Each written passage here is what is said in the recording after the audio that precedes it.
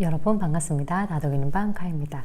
제가 글쓰기 수업을 하는데요. 이 중학생들에게 여러 가지 이제 책들을 권해봤는데 그 중에서도 좀 가장 반응이 좋았던, 정말 책을 읽기 싫어하는 아이들도 우와, 이 책 너무 재밌어요 라고 했던 그런 책을 오늘 정리를 해봤습니다. 책 안 읽는 아이들도 쉽게 빠져들 수 있는 아주 매력적인 그런 세 권의 책을 준비해봤습니다.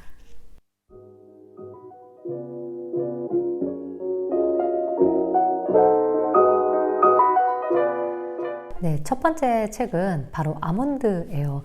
이 책은 워낙 유명해서 요즘에는 청소년 문학의 바이블이라고 해도 과언이 아니고 거의 집집마다 이 책이 없는 집이 없을 정도고, 학교에서 독후감 이런 숙제, 방과후 활동 숙제로도 많이 내주는 걸로 알고 있어요. 청소년 문학이기는 하지만 사실 어른들이 읽어도 굉장히 재밌는 그런 책이에요. 우선은 이 소재 자체가 좀 독특합니다. 이 주인공인 윤재가 앓고 있는 병인데요. 바로 이 알렉시티미아라는 거의 희귀병을 앓고 있어요. 이제 이 병은 감정을 느끼지 못하는 감정 불능증이에요. 약간 영화나 드라마 소재로도 많이 등장하는 그런 병이죠. 이 윤재는 감정을 느끼지 못하다 보니까 자신의 눈앞에서 할머니와 어머니가 괴한으로부터 습격을 당하는데, 그럼에도 불구하고 눈물을 흘리거나 슬퍼하지 않아요. 감정을 느끼지 못하니까요. 근데 이제 일반적인 사람들은 아니, 아무리 그래도 그렇지 어떻게 할머니가 내 눈앞에서 돌아가셨는데 꿈쩍하지 않을 수 있나, 이렇게 생각하면서 이 아이를 좀 이상한 아이 혹은 무서운 아이로 몰아갑니다. 그래서 학교에서 왕따 아닌 왕따, 어떻게 보면 약간 아싸 같은 그런 존재가 되죠. 이런 윤재와 이제 상반되는 사람으로 바로 곤이라는 아이가 등장해요. 이 윤재가 전혀 감정이 없는 아이라면 이 곤이는 감정이 너무나 많아서 폭발하는 그런 아이입니다. 그러니까 완전히 상반된 캐릭터죠. 이 곤이는 우리가 흔히 이제 학교에서 말하는 그런 불량 청소년이에요. 학교도 잘 나오지도 않고 툭 하면은 이제 친구들과 싸우고 약간 이런 아이인데, 이 곤이와 윤재가 이제 조금씩 서로에 대해서 알아가면서 친구가 되는 과정을 이 작품은 담고 있어요. 중요한 거는 서로 다른 이 아이들이 어떻게 해서 친구가 되었느냐겠죠. 근데 이 책에서 등장하는 다른 인물들, 친구들이나 어른들 같은 경우에는 이 아이들의 다름을 인정하지 않아요. 그러니까 다름을 틀리다고 생각하죠. 그리고 이 아이들에 대해서 더 자세히 알려고도 생각하지 않습니다. 그런데 이 주인공인 윤재와 곤이는 서로가 다르다는 것을 그냥 다름으로 인정하고 서로에 대해서 더 깊이 알려고 노력했어요. 이 윤재라는 아이가 그렇게 이야기를 합니다. 이 곤이라는 아이는 겉으로만 센 척하지만 굉장히 약한 아이다. 아무도 이 아이의 약한 면을 들여다보려고 하지 않았다. 이런 윤재의 말에 힌트가 있죠. 그래서 이 책은 단순히 이 두 친구의 우정, 또 알렉시티미아라는 어떤 독특한 그 병의 설정도 있겠지만, 두 아이가 어떻게 해서 이 세상의 편견을 넘어서서 스스로를 극복하고 나아가는지를 보여주고 있어서 좀 어른들에게도 시사하는 바가 굉장히 큰 그런 책이고요. 우리가 흔히 자주들 이야기하는 이 다르다와 틀리다를 어떻게 바라볼 것인지, 우리는 이 평범이라는 테두리 안에 모든 것을 다 넣으려고 좀 다름을 이상하게 받아들이고 밀어내지는 않았는지, 혹은 나는 다른 누군가에게 색안경을 끼고 바라보지는 않았는지에 대해서 한 번쯤은 생각해보게 만드는 그런 작품인데요. 이런 어른들에게 윤재가 이런 이야기를 합니다. 마치 이 세상에 정해진 답은 없다고 말해주는 것 같았다. 그러니까 남들이 어떤 말이나 행동을 한다고 해서 꼭 정해진 대응을 할 필요도 없는 게 아닌가. 모두 다르니까. 나같이 정상에서 벗어난 반응도 누군가에겐 정답에 속할 수 있을지도 모른다.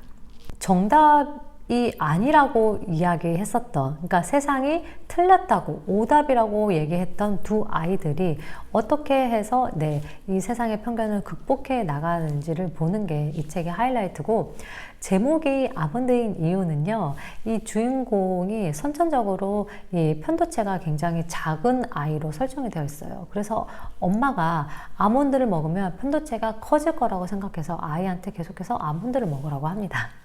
그래서 물론 아몬드를 많이 먹기도 하지만 실제로 이 윤재는 결국에는 아몬드가 커져요. 즉 이제 이 희귀병을 회복하게 되죠. 이 윤재의 아몬드가 어떻게 커가는지를 좀 따뜻한 마음으로 지켜보면서 이 책을 읽어보시는 것도 재미있게 읽을 수 있는 그런 방법이 아닐까 싶습니다. 두 번째 책은 천개의 파랑이에요.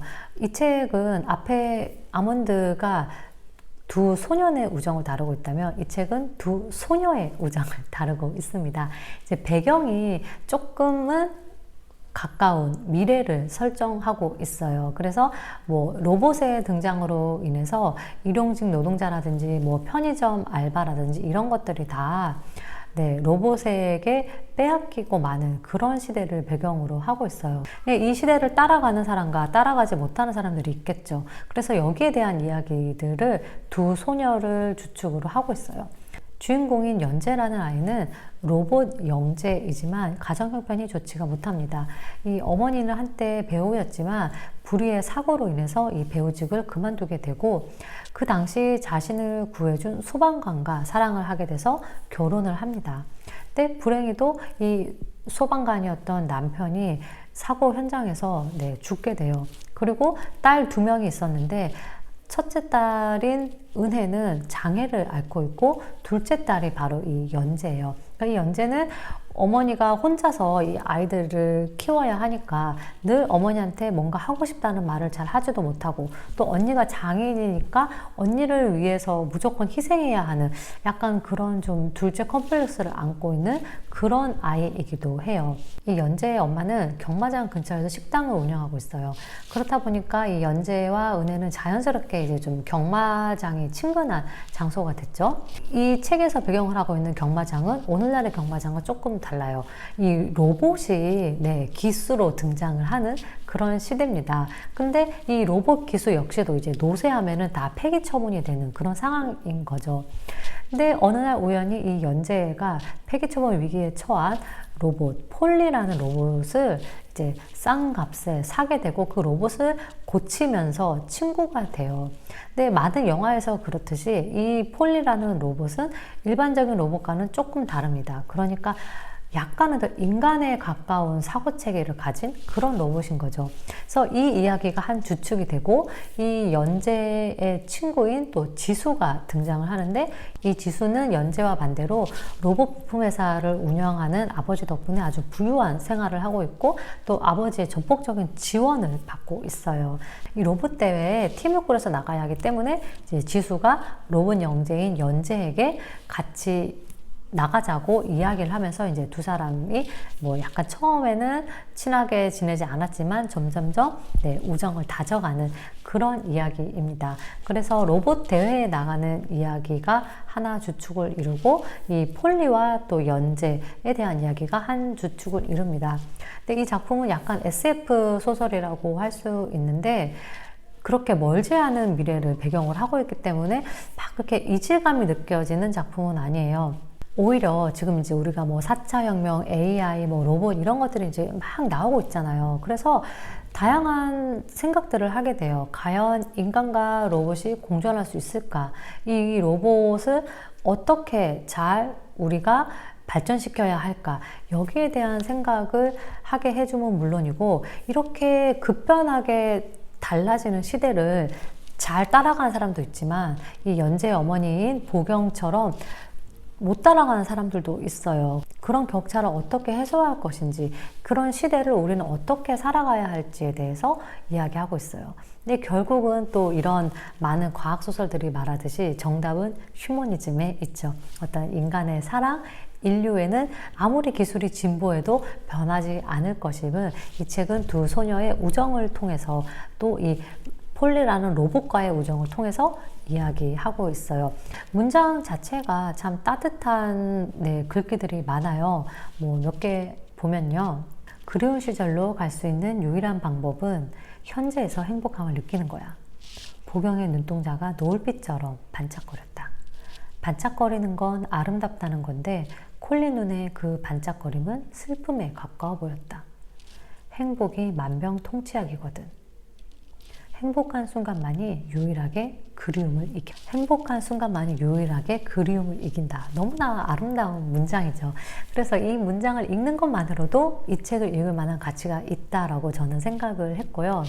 무엇보다도 이 멀지 않은 미래라는 설정과 또 그 시대를 살아가는 이 책 속의 인물들이 너무나 다들 착하고 예뻐요. 그러니까 나쁜 주인공은 한 명도 없어요. 마치 착한 드라마를 보는 것 같은 그런 느낌을 주는 책이고, 아몬드보다는 조금 더 두께가 있기는 해요. 그렇지만 역시 마찬가지로 굉장히 재미있게 술술 잘 읽히는 책입니다.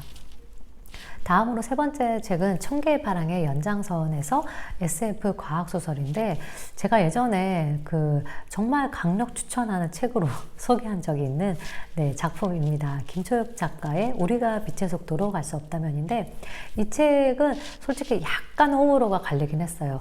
여기에서 말하는 그 미래의 세계관이 아이들에 따라서는 조금 어렵게 느껴진다고도 했었거든요.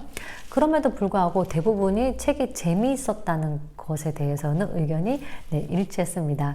우선은 이게 단편으로 이루어져 있기 때문에 읽는 게 비교적 어렵지가 않고, 설정이 좀 흥미롭죠. 뭐 감정을 파는 시대라든지 우주 여행을 막 원활하게 하는 그런 시대라든지, 또 이 사람이 죽으면은 무덤이나 어떤 화장을 하는 게 아니라 데이터베이스화해서 도서관에 보관을 한다는 설정이라든지, 이런 미래 사회에 대한 그 설정들이 굉장히 흥미롭기 때문에 청소년들이 그 미래를 살아갈 것이기 때문에 또 좀 재미있게 받아들이는 것 같고요. 이 책도 천개의 파랑과 마찬가지로 결국에는 사랑, 인간의 따뜻한 마음, 또 다른 사람을 생각하는 인류애, 이런 것들을 이야기하고 있습니다. 이 책에 대한 자세한 내용은 제가 이 책으로만 설명한 영상이 있으니까 참고해 주시면 좋을 것 같고요. 청소년 문학이 사실 그렇게 많지가 않죠. 그래서 우리가 대부분 이제 청소년들한테는 뭐 데미안이라든지 호미밭의 파수꾼이라든지 이런 고전들을 많이 추천하는 편인데, 아울러서 좀 현대적인 청소년 추천 소설은 없을까 하면은 제가 늘 꼽는 이 세 가지 삼총사입니다. 아몬드, 천개의 파랑, 우리가 빛의 속도로 갈 수 없다면.